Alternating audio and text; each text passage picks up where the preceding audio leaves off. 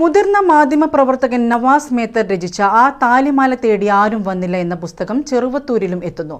September 20 മുതൽ 28 വരെ ചെറുവത്തൂരിൽ നടക്കുന്ന പുസ്തകോത്സവത്തിൽ ആ താലിമാല തേടി ആരും വന്നില്ല എന്ന പുസ്തകവും ലഭ്യമാകും. കണ്ണൂരിന്റെ 3.5 പതിറ്റാണ്ട് കാലത്തെ കൊലപാതക രാഷ്ട്രീയം വരച്ചുകാട്ടുന്ന ആ താലിമാല തേടി ആരും വന്നില്ല എന്ന പുസ്തകം ചെറുവത്തൂരിലും എത്തുന്നു. മുതിർന്ന മാധ്യമപ്രവർത്തകൻ നവാസ് മേത്തർ രചിച്ച ഈ പുസ്തകം സെപ്റ്റംബർ 20 മുതൽ 28 വരെ ചെറുവത്തൂരിൽ നടക്കുന്ന പുസ്തകോത്സവത്തിലാണ് എത്തുന്നത്. മാതൃഭൂമി ബുക്സാണ് പുസ്തകോത്സവം സംഘടിപ്പിക്കുന്നത്. ചെറുവത്തൂർ പഞ്ചായത്ത് ഓഫീസിന് സമീപം EMS ഓപ്പൺ ഓഡിറ്റോറിയത്തിലാണ് പുസ്തകോത്സവം നടക്കുക.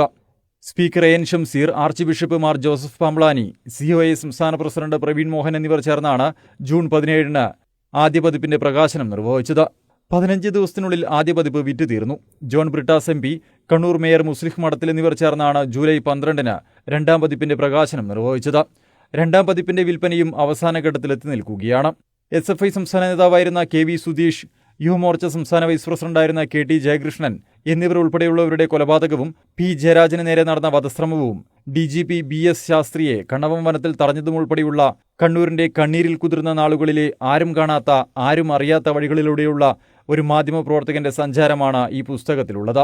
ആസ്റ്റർ മിംസ് സ്ഥാപകൻ ഡോക്ടർ ആസാദ് മൂപ്പൻ, മുൻ DGP Vincent N. Paul, Kannur city police commissioner Nithin Raj എന്നിവർ പുസ്തകത്തെക്കുറിച്ച് നടത്തിയ നിരീക്ഷണങ്ങൾ ഇതിനിടയിൽ തന്നെ ഏറെ ശ്രദ്ധ നേടിയിരുന്നു.